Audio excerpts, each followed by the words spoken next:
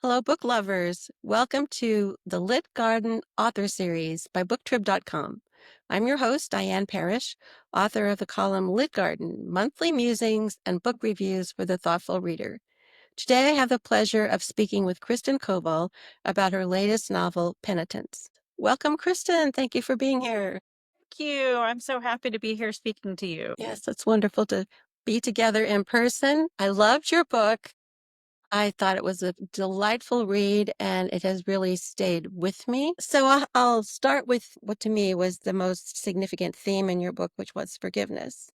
And I'm wondering what inspired you? Was there anything in your personal life, if you feel like sharing that, anything in your personal life that led you to write about that really important topic? Yeah, so I've had really impactful experiences with forgiveness, both being forgiven and forgiving other people. But the more impactful experience was forgiving another person, and it was a situation where I had been trying to forgive this person for a long time and had really struggled with it. One day I was driving in the car, and out of nowhere, and I think I must have been thinking about them, and out of nowhere this feeling of sort of peace and relief and letting go and forgiveness just kind of washed over me. And it was an experience that taught me that I had for a long time been thinking about forgiveness the wrong way. I had always thought of forgiveness as a gift that you gave to another person, to the person that had wronged you, when in reality, forgiveness is a gift that's given to you, the person doing the forgiving. And I don't know if you want to say that it's the gift you give yourself or if it's a gift that comes from the universe or God. I don't know exactly how to define that. I do know that thinking about it in that different way kind of changed my whole perspective and made me a much happier person. But that feeling of forgiveness really stayed with me, and it was something that I really wanted to write about. But it's hard to figure out how to write about forgiveness without sounding preachy or sort of holier than thou. And so I searched for a long time for the right way to do that. So that was the first part of wanting to write about forgiveness. And then the second thing was that eventually I did stumble upon a way that would allow me to do that. And I had seen in several different news accounts instances of juvenile fratricide. And in each case, I wasn't really interested in the salacious details of the crime, not the kind of thing where, you're driving on the highway and you see an accident and you turn to look. I didn't want to look at the accident. I was more interested in what happened afterwards, in particular in the parents. And it seemed to me that setting a novel on a juvenile fratricide would give me a chance to actually explore forgiveness and how messy it is and how complicated it is, and yet how beneficial it can be in a person's life. Because I would be putting the parents in the very easiest position to forgive and the very hardest position to forgive. Easiest because if they don't forgive the child that did it, they will have lost him or her too. And hardest because that child has killed their other child. Writing this novel stemmed from that very personal instance of forgiving another person and then struggling to find the right way to write about that feeling. Is that why you started the book with the fratricide? Because you wanted to just get that out there and move away from the salacious details and get into the really important stuff about forgiveness? Yeah, I never wanted there to be a question of what happened. This wasn't meant to be a mystery or a crime thriller. And I didn't want to spend any more time than was necessary in a courtroom. I really wanted to focus on the human aspect of forgiveness. And so everybody needed to know that a crime had happened, but I didn't want to leave people wondering about the crime, who did it, did she actually do it? So I needed to make that very clear up front. I think you did land on probably the most challenging and also perfect scenario for analyzing forgiveness. I also really, I'm going to jump back, if you don't mind, to the thing you said about it being not exactly a gift to yourself, but Yeah. also kind of a gift to yourself. And the fact that there seems to be almost, I won't use the word supernatural, but you described it as being a feeling that came over you, maybe from the universe, maybe from whatever. There is something about being able to achieve genuine forgiveness and have it stick that is more than willpower in my experience. And I felt that that came through in your book too. It's not something you can just decide, by golly, I'm going to, slug my way through this thing. That's not what happened with anybody in your book. Yeah, I think it's kind of a tricky thing. I think that you have to have some sort of personal investment in the forgiveness. You have to want to forgive the other. Mhm. But I do think that there's some sort of, gift from the universe kind of concept involved where when you're able to forgive, it truly is a gift to you. Yeah, absolutely. Yeah, I totally agree with that. So I know you just said you didn't want to spend much time in the courtroom, but you spent a little time in the I courtroom. did, yeah. And I wondered how your legal background played into either your aversion for courtrooms or your willingness to write about courtrooms. A little bit of both. Actually, I've read some great courtroom thrillers. Angie Kim does a great job, and you look at a book like Miracle Creek, and a lot of that novel takes place in the courtroom. And I knew I couldn't do that. I didn't have quite enough experience in the courtroom because I was never a litigator. I mean, I could have figured it out, but I would have spent all my time researching and, not enough time writing about the topics I wanted to write about. So I was a trust and estates lawyer. I started out a long time ago as a corporate lawyer. And that didn't last for very long because I really am much more of a people person. And so I had transitioned into being a trust and estates lawyer. So I was, sort of the geeky person who was writing wills and dealing with people's tax problems related to death. And I needed to do a fair amount of research to write the pieces that I did write. But I think also that because I'm a lawyer, it was easier for me to do things like research statutes and figure out what it was that I was reading. I knew enough to know when I wasn't finding the right answers in my research. I was able to connect with two criminal defense attorneys, and I spent quite a bit of time with them talking about what it was I was writing and what would make sense or not make sense. No, and for example, one thing I didn't know at the beginning of all this, even after doing my research, because a it's what happens in practice, but it's not actually what the law says. And so here's where my connections kind of came in and were important, my connections to the legal industry. And that's that, Nora's 13. And all the research I had done said that as a 13-year-old, he could be charged as an adult, but that was prosecutorial discretion. And I assumed that a 13-year-old would never be charged as an adult. And when I talked to my two criminal defense attorney friends who were helping me, they said, oh, no, there is not a prosecutor in the state of Colorado that wouldn't charge her as an adult. What? There is not one who wouldn't? Yeah. Oh my gosh, I'm Yeah. shocked. I know, that's what I thought. And, it really is shocking. And so there are some states, although they are in the minority, where you can't charge a 13-year-old as an adult. There are some states where you must charge a 13-year-old as an adult. New York State is one of those states. And there are, I think, I'm not going to characterize this exactly, but it seemed like there were a lot of states where it was prosecutorial discretion, and for the most part, prosecutors with a murder would choose to charge a 13-year-old as an adult. My goodness, I would never have known that. I would never have even thought to look that up. I would have just made that assumption.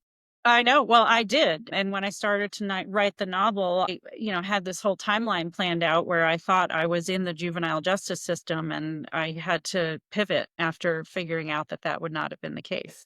Okay, wow.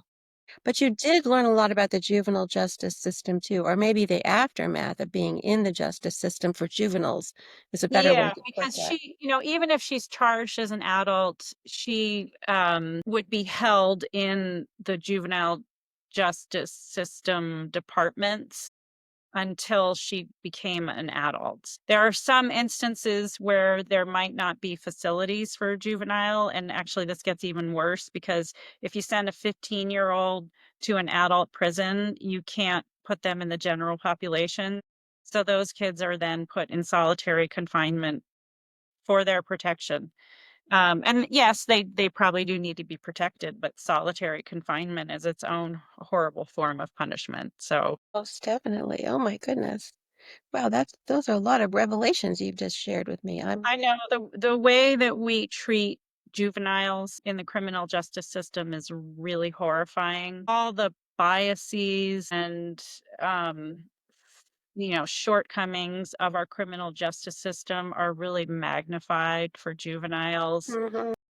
And when I started to write this novel, I thought I was mostly writing about forgiveness on an individual level and to some extent on a community level. But the more research I did, I realized I needed to be addressing the lack of forgiveness in our criminal justice system. And it's not that I'm saying that there shouldn't be consequences for people who have committed crimes, but especially for younger people whose brains aren't fully formed and who have the ability to be rehabilitated and educated and make big changes in their lives. We shouldn't be treating them the way that we are treating them because we are making them into worse criminals. Yeah, that would seem to be the inevitable outcome, really, of what you Yeah. just described. Goodness, this is a little off of our original outline, but have you heard from anyone in the juvenile justice system who read your book and came to the same conclusion you did? Anyone who has the ability to maybe make a difference? Well, there are people out there who are doing good work in this area. I mean, a lot of the research that I did was based on, for example, our former Attorney General in Colorado, Phil Weiser, had done a couple of things that addressed how juveniles were being treated, and they were, basically reports on what was happening and what needed to change. Actually, one of the criminal defense attorneys that I'm working with had worked on a different report. And I think people are trying to make changes. A lot of what I learned was from the people that are working to better how kids are treated. That's good. That's a good thing. So you probably went into the book not knowing that that was going to be a potential positive outcome of your novel about forgiveness.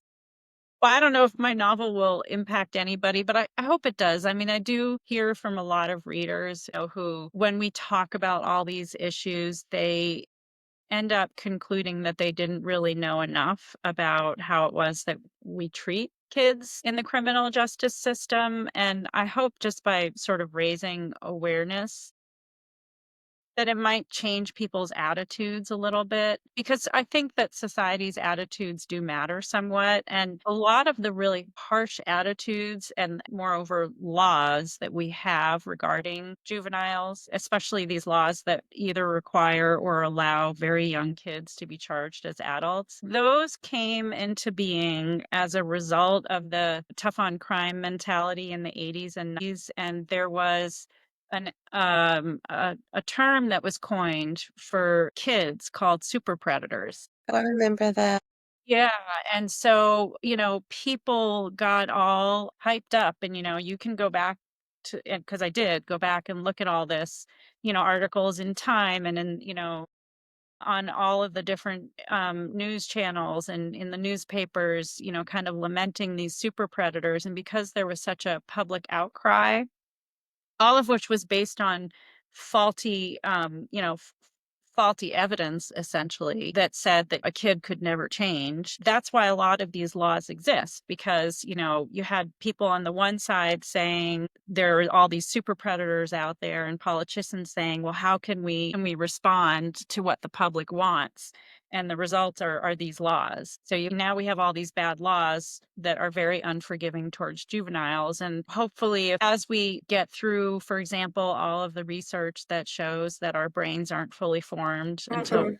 5, and as more and more research is done into how we mistreat juveniles in the juvenile justice system, maybe if attitudes change, we'll do a better job of managing those kids. Yeah, it took a while to get into the super predator mindset. It'll probably take a while to get away from that, Yeah.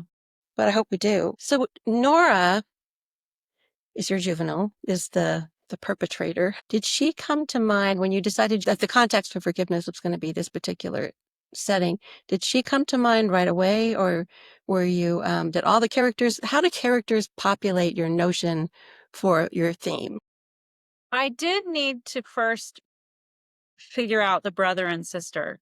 And I actually looked at probably 50 or 60 different cases of juvenile fratricide to learn about what was happening and what age the kids were that were involved. And I thought it might be mostly older kids. And I was shocked at how many cases I found with kids that were a lot younger. A lot of them call 911 themselves. A lot of them, the cases actually involved stabbings. I wasn't that wasn't a detail that I wanted to use because it felt too visceral for me.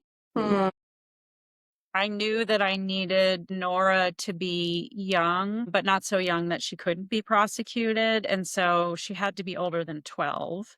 Not that a 12-year-old can't be prosecuted, but a 12-year-old definitely can't be prosecuted as an adult in any state. So I eventually settled on 13, and then I just it seemed like some of the cases were girls, some were boys, and I just decided to use a girl, and once I figured out that I would do a 13-year-old girl and I had Nora, then I had to kind of figure out her brother.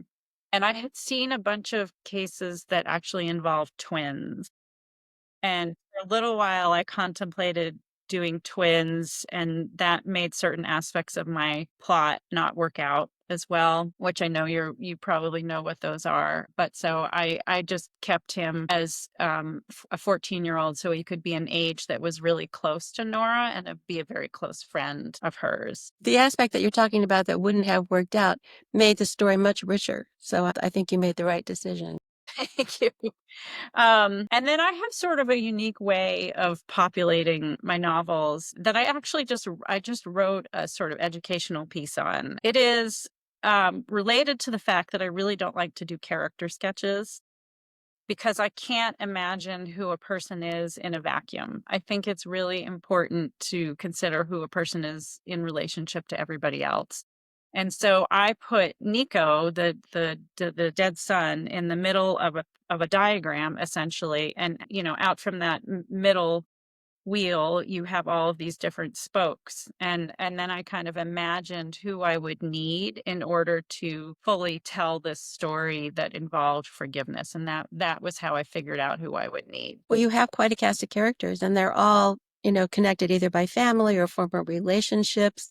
And I was very impressed by your ability to keep that complicated, interconnected from distracting from the plot. Do you know what I mean? I mean, sometimes I've read books that have so many people in them, I'm constantly flipping back, going, did they give me a list of characters? I want to keep straight who all these people are. And you had a lot of characters, but you kept them all straight and you kept all the relationships intact and realistic, but you kept layering on incidents as the book proceeded that made the relationships you thought you understood at the beginning ever more complicated by the end. And that's not easy to do. So well done, you. It is hard, and I that's why actually that diagram that I drew at the very beginning of my process, I kept taped on the wall next Uh, to my desk so that, number 1, I wanted to make sure I always understood what was happening, and number 2, I wanted to make sure I didn't stray too far from it because it felt to me like a manageable number of characters. There were a lot of other characters who I would have liked to involve, and I had to kind of say to myself, "That's the right number. This other person sounds really interesting, but they can't be a part of this book. You can't write about okay. them all the time." Oh, that's interesting. Also, I really appreciated that the book is set in Colorado. You don't read a lot of books set in Colorado. I don't know why that is. Maybe the author population is not as dense out there or whatever, but I thought that was so refreshing and I appreciated that a lot. Did you ever think about setting it anywhere else? No, first of all, I think it's good to write what you know or what you've spent a lot of time researching. Um, I really wanted this novel to be set in a small town, partly because I think the small town dynamics gave me a good way to illustrate how forgiveness works on a community level. And, if this were a big city, it would be easier for a person to hide. Hmm. So I knew I wanted to be in a small town, and I'm very familiar with, small town dynamics. So, and I was living in Southwest Colorado in Telluride at the time, and it seemed like I didn't want to set it in Telluride, so I fictionalized the town, but I just like the setup of a small mountain town.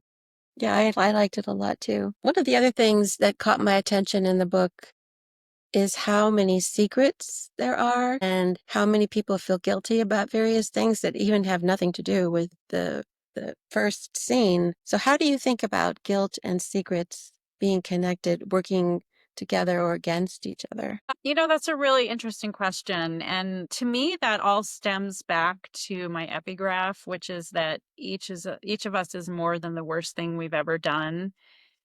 And we all have a worse thing. Hmm. I think that all of us have done at least one thing, not maybe as bad as a murder, but one thing where we've hurt another human being, either emotionally or physically. And whether we did it when we were 13 or 22 or 36 or, 65, I think we've all done it, but none of us like to talk about it. And so we tend to keep those things a secret because we're afraid of being judged and we're afraid of not being forgiven for that thing that we've done, that worst thing that we've done. Problem with not talking about things, even though I understand why we don't want to share that worst thing. The problem with never sharing that worst thing is that then you have to carry that secret with you. And so your guilt kind of turns into shame, which that can be hard. And I think that's why Julian ended up an alcoholic in the novel. Hmm. But I do think that sort of guilt and secrets are a part of all of us. And being able to, I mean, there are people who will never be able to tell the worst thing they've ever done, and they will carry that secret, which becomes guilt, becomes shame. So there's also a need in this world of forgiveness we're talking about. There's a need to learn to forgive ourselves, which can be, in my experience, can almost be harder than forgiving someone else. There's some people in your novel who need to forgive themselves as well. Did you feel like they were making progress in that department? Well, first of all, I think it's really interesting. Almost every single person I've spoken to about this has said that forgiving yourself is the very hardest of all of those things out there. I think it's the thing that we all struggle with the most. Um, and I do think that there were people who needed to forgive themselves, whether or not they all recognized it was, that's another question. I think most of them were making progress bit by bit, but I also think it's not something that happens overnight. No, I would agree. It definitely is not. It takes a lot of work. Yeah, it does. Well, for one, Forgiveness is a really complicated part of life, and it's interesting because it's also it's a part of our lives that it hits all of the different parts of our life. I mean, you might have a person that you need to forgive them for a big thing they did, but you might also have a person that you need to forgive them for a small thing they did. The person that cuts you off when you're driving on the highway. Well, you know what? Maybe they were, unfortunately not paying attention. It could be they were a jerk, or it could be they were, adjusting the heat or something like that, or on their phone. And though that's wrong. They should be more careful. But you don't need to go after them with a gun. You can forgive them for cutting you off. Like, that's a small thing. Or the grocery store clerk who is rude to you. Maybe they got a flat tire on the way to work this morning, or they're caring for a relative with Alzheimer's or something like that. Then there are the grudges, everybody has these grudges that they hold for perceived transgressions, big or small, in the past. And then there's the self forgiveness. It really imbues every part of our life with a a negative effect if we can't live our lives with forgiveness. I don't know. It's interesting. I don't know that it's something we give enough thought to. I would agree, and I also think it's something we need to practice. Your examples of being cut off in traffic or a rude person at the grocery store or whatever, when I encounter those, because I've written about this too, I try really hard now when these things happen to think, practice it. This is an opportunity to let this little thing go. It Yeah. doesn't matter. And I personally believe the more any of us practice forgiving somebody, trying to imagine what might have prompted them to do this thing. And even if you can't come up with a reason, let it go, forgive them, move on. It's almost like working out in a gym. The more you do it, you can do bigger weights, you can go longer, you can take on the bigger load if you've spent some time working on the little things. Yeah. And it gets easier and it really does make your life better. So, Yes. I've heard people say that forgiveness is selfish, but in a good way. So I don't know if selfish is the right word, but it is something you do for yourself. Self care, maybe. Can we go with that? Self-care, yeah, it's wellness and self-care, I like Yes. that, wellness is all the rage, so So we'll go with that. Well, yeah. shifting gears a little bit, can you talk about the process of taking this book from concept, I need to write about forgiveness, to here it is, it's my launch day? How did that go? Which part of that? Oh, well, that's a good there are 2 different parts. There are 2 huge parts. Let's talk about Yeah. the writing part first. Okay, I'll start with the writing part. So, the writing part for me was, in a way, a lot easier than I thought it would be. I had that diagram that I stuck on a wall. So, I've got, in one place, I've got a diagram. The other thing I did on my other wall was I put my timeline down, and I knew where I wanted to start and I knew where I wanted to finish. And I had to figure out how it was that I was going to get there. And I sort of divvied my timeline up initially by dates in the juvenile justice system. And as we talked about, those are not being relevant. So then I had to figure out what dates would help me move the story forward. And then I had fun figuring out, because there are 4 different points of view in this novel, figuring out who was going to tell which part of the story. And that was hard because sometimes I wanted 2 different viewpoints or points of view for a particular chapter. And of course, I really needed to just do one. So sometimes I had to write a little bit to figure out whose was the correct one to use. That's really interesting. Makes you long for the days of third person omni, right? Which I ended up using for Nora's chapters, actually. So when I started to write Nora's chapters, I got stuck initially because I had a hard time getting into the head of a 13-year-old with a mental health problem. Mhm.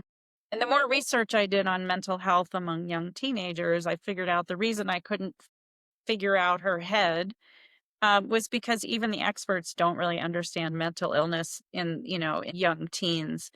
And so I stepped away from a close third person and actually backed out to an omniscient point of view just for Nora's chapters. And that ended up like being really beneficial for her chapters because it enabled me to step back and see things that Nora, as a 13-year-old, might not have seen. She might not have been able to notice the bias, or she might not have Mhm. noticed what was happening in the other girls' lives, because 13-year-olds are very focused on their own little world. And so that gave me some opportunities to do what I wanted to do related to sort of social justice in those chapters.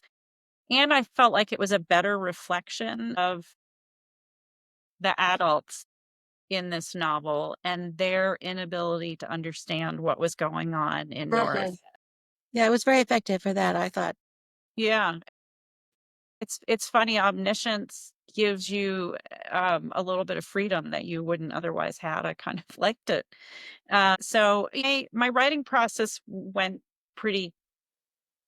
I was very dedicated, and it was kind of all I did for many months in a row. And so I wrote the book very quickly and then went back and revised it. My strategy was to get the story down and then to figure out details later. Mhm. So when you went back to figure out details later, were those details relating to plot, to character development, to setting, to all of the above? They, really more to setting and character development. I felt like I needed to write really quickly to get the plot out. So I think I had all of those details down, but I needed to go back and make sure that I didn't have any holes in the. Mhm. Mhm. I'm in a writing group right now. I've never been in a writing group before, and I have to have 5 pages a week. This is not my pace. I'm a very slow writer, so I'm just getting the story down, just moving it forward, getting the story down, which is not how I've ever written before. It's great for advancing the story, but at the back of my mind, I keep thinking, "But you didn't really flesh that out, or you don't really know everything." Yeah, it's sort of like hanging back there. Yeah. So I guess you just have to have self-control. Yeah, and I had a little post-it up on my the door to my office, and I had a word count every day that I was striving towards. And I didn't meet it some days or a lot of days, but I was always striving towards that word count, and it did help me not get caught up in a detail that didn't matter for the plot. Mhm. Mhm. And so I wouldn't diverge down a road of, well, what should the name of this town be? I could spend 2 hours later on a different day figuring out the name of the town and not have it interrupt my train of thought with respect to the plot. So I feel like that was the right process for me. Well, that sounds like a really good process. Okay, you've Yeah. inspired me. It I can sounds do like it this way. you're on the road to using the same I process. can do it. You can. So you wrote the book, then you revised the book. You weren't pitching the book, I guess, until you actually had a polished, finished draft. Yeah, I did wait to go out and try to find a literary agent until it was completely polished. And then you got an awesome literary agent. Congrats. Thank you. I love my agent, Gail Hockman. She is just so amazing. She's a great human being to have on my side through this process, but she's also a great friend. And so I feel very lucky to have that relationship. And it's just a lot of fun when we get to spend time together. Well, that's Um, wonderful. yeah. So I actually found her pretty quickly. And then she actually sold the novel overnight, once it went out on submission, which I know is sort of the unicorn of writers' stories. But if you go back in history, there's a whole other book out there where I queried, 50 agents and never found an agent. And if you go back even further in history, there are 3 times I tried to write a book before I even got to that first failed book. And you'll laugh. The very first time was when I was on maternity leave from being a lawyer. I thought I have 3 months. I can write a whole novel in 3 months. And the reality is, I was a struggling first time mom and couldn't even take a shower. Time number 2 was when the kids were in elementary school, and I know that some people can do this, but I wasn't one of them. I couldn't be a full time lawyer, a full time mom, and write. I just didn't have any creativity left in me. And then the third time I tried and didn't succeed to write a novel was teen, when I decided I needed to do this again and actually give it a real try. And things weren't going well. And then I stumbled into a free writing class one day in Boulder and left my class and realized that I had failed all these times at writing a novel because I'd never taken a writing class in my entire life. Never ever taken a creative writing class and didn't have any sort of writing community. So I had never given myself the tools to succeed. So I went out and did all that, took the writing classes, joined a writing group, all those things. So behind the story of my agent selling the book overnight, there are 15 years of trying and failing, or 20 really. Well, I would say trying and learning. I wouldn't say trying and failing. Oh, well, that's great. I like that characterization. Yes, it all was a learning process. I was on a panel recently with another author who had just released his third book, and he said something interesting. He said, "You learn how to write a novel." I mean, he teaches writing classes, so he is all in with writing classes, as I am too. But you learn how to write a novel by writing a novel. and you learn how to write the next novel by writing that novel. Because the process of marshaling those words in that order to tell that story unfolds as you're learning how to do it. And I think that is how it works too. I think that's brilliant. Thank you for telling me that story. I love Yeah. that. Yeah, he was very helpful perspective. So I'm wondering too, do you think about your characters now that the book is finished? Do they live on in your mind? Do you think about what they're doing anymore? Or are you so busy doing the PR piece of it that you folded them softly away and they're in a drawer and you don't worry about them anymore? I'd say it's a little bit of both. When you know this, when you write about all these people and you spend so much time with them, they become very real to you, and you start imagining what their voices might sound like and what their futures might look like. And that is very real to you as the writer. And at the same time, my head is kind of a little bit in the publicity and the marketing piece of this and a little bit on the next novel. So it's kind of a mix of all three things. How did you manage it? Well, they're still with me, I would say, but I'm working on the next novel too, so they haven't just taken over my thoughts like they did for a while. They were just with me all the time. Yes. They're still with me, but these new people are kind of elbowing them out of the way and they're starting to take over too. I'm a little further along in the PR part because my book came out a little bit before yours. So I'm kind of not thinking about that as much anymore as I was. But yeah, they become very real. And this has probably happened to you too. Readers will say, "Oh, you have to write a sequel." And I want to say, no, I can't write a sequel about these people. I loved them. I wrote them. I'm done with it. Do people ask you for a sequel? Oh, all the time, all the time. They all want to know what happens to Nora in the Yes. future. The Yes, of one course. person I really would like to write more about is Martine. I Yeah. just love the idea of, first of all, I don't think that we have enough older women in literature. And so I do love the idea that she's this 72-year-old badass lawyer um, in the novel. And so I could maybe put her in another book. Yeah, I could see that. Yeah, I really liked her. Was she your favorite character? I vacillate on who was my favorite. I also really had a soft spot for Julian. Yes. Yeah. I like them all. I mean, I don't know that I can have a favorite character because they're all different people and I created all of them. They're all my babies. So Yes. Yeah. I don't Yeah. know if I can have a favorite. Can't have a favorite. No, I understand. I feel the same way. Yeah.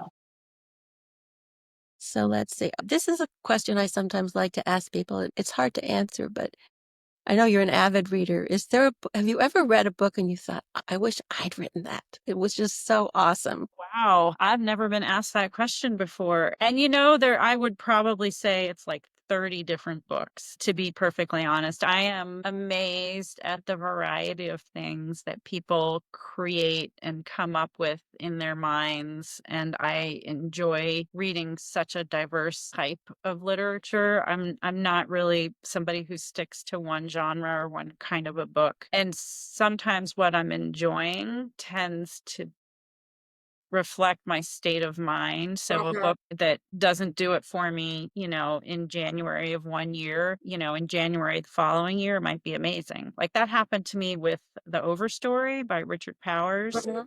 I picked that up, and after 50 pages, I thought to myself, well, I don't like this. I'm not going to keep reading it.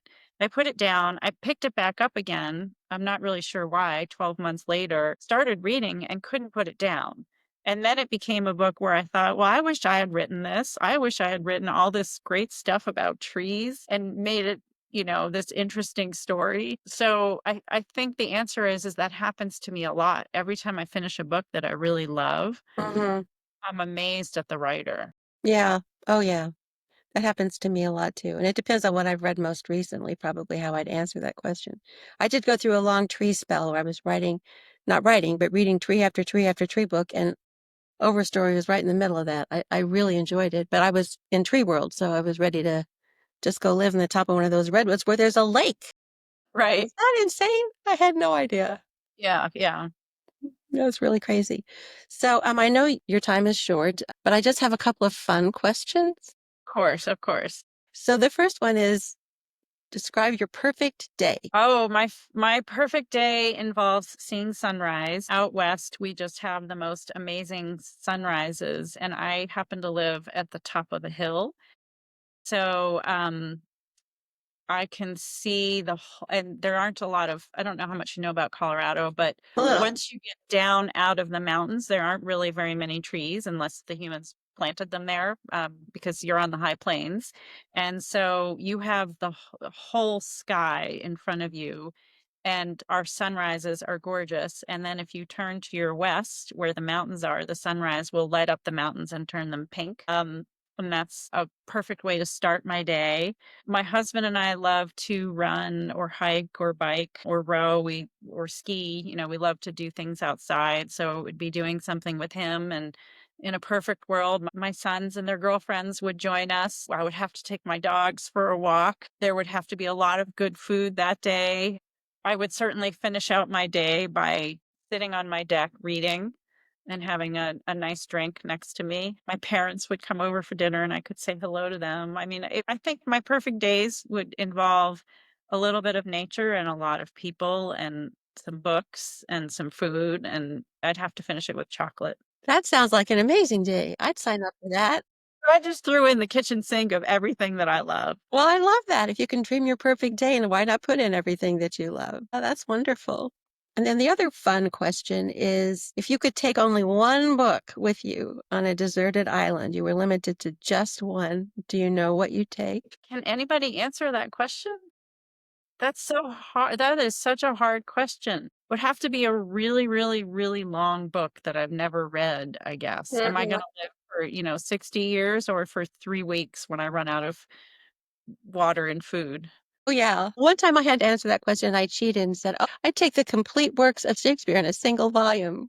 But I Oh, I'm wouldn't gonna use that the next time somebody asks me that. I don't know if I'd really want that one, actually. I don't know. Do you have an answer to that question? It's such No, a I mean, I said that jokingly. I asked Roxana Robinson, she said Anna Karenina because she teaches that novel, and she Okay. loves it, loves it, loves it. I might take a big old Russian novel with me because there's a lot going on there, and it would take a long time to read it. I don't know. Like you said earlier to the other question, it probably would depend on my mood Yeah, yeah, and what I was yeah, into.